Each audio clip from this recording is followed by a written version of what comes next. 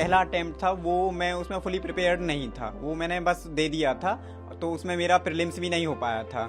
लेकिन मेरा जो सेकंड अटेम्प्ट था उसमें मेरा प्रीलिम्स हुआ, मैंने मेंस लिखा, लेकिन मैं इंटरव्यू के लिए क्वालिफाई नहीं कर पाया। अपनी स्थिति के आधार के मुताबिक बड़ी मेहनत करने के बावजूद उसको हमने यहाँ तक पहुँचे लेके, उसकी मेहनत जैसी भी रिजल्ट आया वो सब आप सामने है। छप्पड़ पर हो, बारिश हो तो हम बड़े परेशान हैं। कई बार ऐसी सिचुएशन आई जहां मुझे लगा कि अब मतलब फाइनेंशियल डिफिकल्टीज काफ़ी ज़्यादा हो रही हैं, तो बीच में मेरे मन में ख्याल आया कि मैं क्यों ना कुछ पार्ट टाइम कहीं कंटेंट राइटर की जॉब कर लूँ।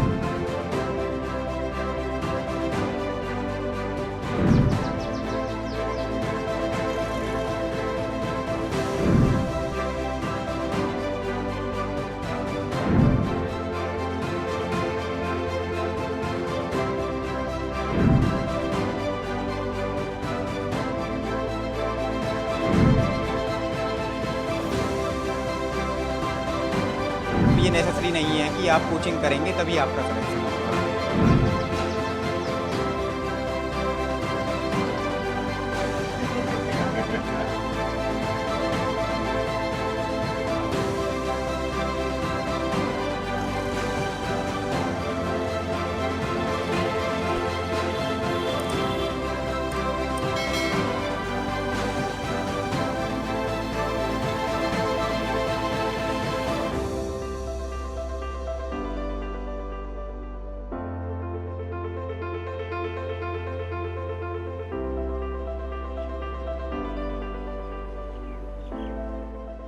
मेरा उन सभी लोगों से कहना है जो कि फाइनेंशियल क्रंच की वजह से तैयारी नहीं कर पा रहे हैं या जो गिव अप करने की सोच रहे हैं, उनसे मेरा एक ही कहना है कि ये एग्ज़ाम लॉन्ग प्रोसेस है और इसमें कई बार ऐसा होता है कि कोचिंग की ज़रूरत पड़ती है, लेकिन जो आपके फाइनेंशियल इशूज हैं वो आपके कांस्टेंट नहीं बनने चाहिए।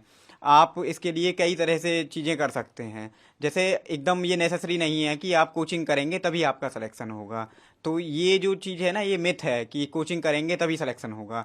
सेल्फ स्टडी बहुत बड़ा एरिया है और सेल्फ स्टडी पर रिलाई करना होगा। जो कोचिंग करते हैं उनका भी यही रहता है कि 30% उनकी कोचिंग है, बाकी 70% उनको अपनी जो सेल्फ स्टडी है उस पर रिलाई करना रहता है। और दूसरा चीज़, आप जैसे पार्ट टाइम जॉब भी कर सकते हैं। मेरे केस में तक ऐसी नौबत नहीं आई कि मैंने पार्ट टाइम जॉब मुझे करनी पड़ी हो। इसके लिए मैं मतलब थैंक्स करना चाहूँगा अपने माता पिता को, जिन्होंने काफ़ी फाइनेंशियल कॉन्स्टेंट्स होने के बाद भी, मेरी बहनों ने, मेरे मम्मी पापा ने काफ़ी स्ट्रगल किया मेरी ये पढ़ाई सस्टेन करने के लिए। और पर्टिकुलरली इस केस में कि मेरा 2 अटैम्प्ट में नहीं हुआ था, ये मेरा 3rd अटैम्प्ट है। इसके बाद भी मुझे दिल्ली जैसे शहर में स्टे कराना और कॉन्स्टेंटली मुझे सपोर्ट करना, ये अपने आप में बड़ी बात थी। इसके अलावा मेरे दोस्त हैं जो हमेशा मेरे साथ खड़े रहे। मेरे मामा जी हैं, मेरी मौसी हैं जिन्होंने मुझे सपोर्ट किया। मैं एक दोस्त का स्पेशल मेंशन करना चाहूँगा। मेरी दोस्त हैं प्रियंका, जो कि मेरी बैचमेट भी हैं, उन्होंने मुझे हमेशा हेल्प की है। तो फाइनेंशियल रीजंस आपके कांस्टेंट नहीं बनने चाहिए। आप ड्रीम एस्पायर करो और इन ड्रीम्स को ट्रू करने के लिए आप मेहनत करो। और जो फाइनेंशियल कांस्टेंट्स हैं उनको उनको ओवरकम करने के लिए आप कई सारी चीज़ें, आप अपने दोस्तों की हेल्प ले सकते हैं।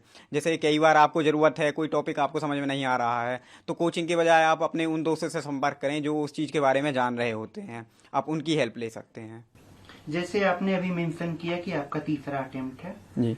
और इतनी फाइनेंशियल हार्डशिप आपके साथ है, आपके घर की एक फोटो ट्विटर पे आज ट्रेंड कर रही थी, बहुत बड़े अधिकारियों ने उसे पोस्ट किया था। जी। तो पहले और दूसरे अटेम्प्ट में आपकी असफलता के बाद आपके क्या विचार आए? कभी आपने गिव अप करने के बारे में सोचा या कोई एक्स्ट्रा सोर्स ऑफ इनकम के बारे में कुछ सोचा था? जी। सर, मेरा जो पहला अटेम्प्ट था वो मैं उसमें फुली प्रिपेयर्ड नहीं था, वो मैंने बस दे दिया था, तो उसमें मेरा प्रीलिम्स भी नहीं हो पाया था। लेकिन मेरा जो सेकंड अटेम्प्ट था उसमें मेरा प्रीलिम्स हुआ, मैंने मेंस लिखा, लेकिन मैं इंटरव्यू के लिए क्वालिफाई नहीं कर पाया। सर, उस टाइम मैं बहुत निराश था। मैं एक्चुअली मैं रो रहा था, मतलब मैं क्राई कर रहा था। मेरी माताजी से मैं बात कर रहा था, मैं एकदम रो रहा था, मैं परेशान था कि मेरे साथ ऐसा क्यों हुआ, मैंने काफ़ी मेहनत की थी। तो उस टाइम मेरी माताजी ने मेरी हिम्मत बढ़ाई कि कोई बात नहीं, इस बार नहीं हुआ, अगली बार आपका पक्का होगा, आपकी मेहनत अच्छी है, आप अच्छी मेहनत कर रहे हैं और हमको भरोसा है कि आप तैयारी कीजिए, हम आपके साथ हैं। तो मेरी माताजी ने उस टाइम मेरी हौसला अफजाई की। उसके बाद में फिर मैंने इवेलुएट किया अपने आप को कि कहाँ पे कमियां रही हैं। इस दौरान कई बार ऐसी सिचुएशन आई जहां मुझे लगा कि अब मतलब फाइनेंशियल डिफिकल्टीज काफ़ी ज़्यादा हो रही हैं, तो बीच में मेरे मन में ख्याल आया कि मैं क्यों ना कुछ पार्ट टाइम कहीं कंटेंट राइटर की जॉब कर लूँ। इसके लिए मैंने एक संस्थान में एक दिन में गया अभी, वहाँ पे जाके मैंने कंटेंट राइटिंग के लिए एक दिन मैं वहाँ पे ज्वाइन किया। तो मुझे एहसास हुआ कि मैं 7 से 8 घंटे वहाँ पे दूंगा, उसके बदले में वो अराउंड 500 मुझे पे पर डे पे करने के लिए बोल रहे थे। तो मेरे दिमाग में वहाँ बैठे बैठे मैं जब कंटेंट डिजाइन कर रहा था तो मेरे बात दिमाग में एक चीज़ आ रही थी कि मैं 7-8 घंटे यहाँ दूंगा इस कंटेंट डिजाइन में, उतना टाइम अगर मैं अपनी सेल्फ स्टडी के लिए दूं तो मैं इससे कहीं बेहतर कर सकता हूँ।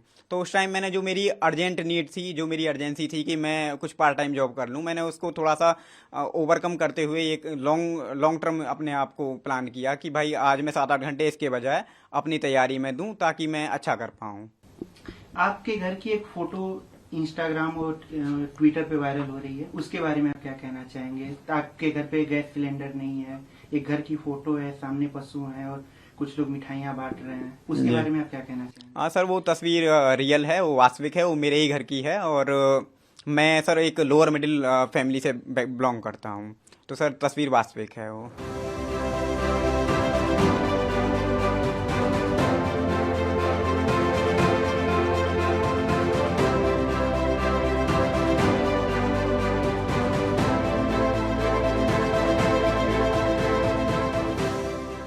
सुमन जी, ये बताइए कि आपका बेटा जो है वो आईएएस बन गया, हाँ जी। और क्या महसूस आप कर रही हैं? बस ये कि महसूस क्या कर रहे हैं, अच्छी बात है कि जो आज यहाँ तक आए गए हम। आपके घर की कंडीशन कैसी है? मैं देख रहा हूँ कि इधर आपका छप्पड़ पड़ा हुआ है। हाँ, छप्पड़ पर हो, बारिश हो तो हम बड़े परेशान हैं। अभी आप चूल्हा चला रही थी माता जी, हाँ, तो क्यों, क्या वजह है कि आप चूल्हा चला रही हैं? घर में गैस नहीं है? गैस नहीं है, भरी हुई नहीं है, पैसा की परेशानी है। पैसे की वजह से गैस भी। हाँ, तो इतनी तंगी के हालात में आपके बेटे ने पढ़ाई की, कुछ बात बताइए, किस तरीके से पढ़ते थे? वैसे ऐसे ही पढ़ते थे, हम भी ऐसी मेहनत मजूरी करे है। और क्या किसान है, आदमी है, हम क्या कर सकें, बस इतनी हमने मेहनत मजूरी करके हम यहाँ तक लाए। पवन भी यही पढ़ाई करता था? हाँ। क्या दिनचर्या थी पवन की, कुछ बताइए। हाँ? क्या दिनचर्या थी, कैसे पढ़ते थे? बस ऐसे ही पढ़ते थे, क्या नाम है, अपने शांति माहौल में और अपनो शांति रखे घर में, वो पढ़ता रहता था। आपके यहाँ इन्वर्टर भी नहीं है, ना, लाइट चली कुछ जाती नहीं होगी, है। तो फिर कैसे पढ़ाई करते थे? मोबाइल से ऐसे ही पढ़ाई करते। मुकेश जी, ये बताइए कि आपके बेटे ने जो है यूपीएससी जो एग्ज़ाम है वो क्लियर किया है जी। बड़ी बात यह है कि 239वीं रैंक आई है। क्या कहना आप चाहते हैं, बेटा आपका आईएएस बन गया? उसकी मेहनत पढ़ाई लिखाई की और हमारे उसका सहयोग परिश्रम करके उसको पैसा दिला देने के और अपनी स्थिति के आधार के मुताबिक बड़ी मेहनत करने के बावजूद उसको हमने यहाँ तक पहुँचे लेके। उसकी मेहनत जैसे भी रिजल्ट आया वो सब आपके सामने आया। आप मजदूरी करते हैं, घर आपका है कि आपके यहाँ छप्पर है, किस किस तरीके से उन्होंने पढ़ाई की, कुछ बताइए। बड़ी मेहनत मजदूरी करके, ना किसान ना मजदूर, जो 2-4 बीघा बारो, ना किसान है ना मजदूर है। जैसे जैसे समय पड़ता रहा वैसे कहीं मेहनत करनी, कभी खेती में लगना, उसको हम पढ़ाई के लिए खर्चा पानी देते रहे।